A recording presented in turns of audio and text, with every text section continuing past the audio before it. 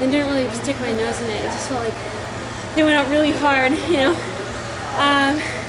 But that's no excuse. I mean, there's going to be days when you don't have like A legs. You got to be able to run through that. So I guess this was a good learning experience and, you know, good practice before the trials. So.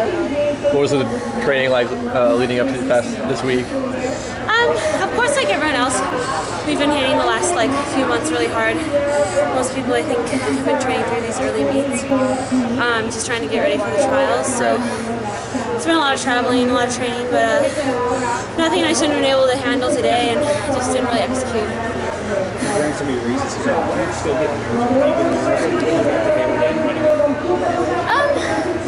I wasn't nervous like that. Of course, it's exciting. I actually haven't run here since I won NCAA Outdoors a couple years ago.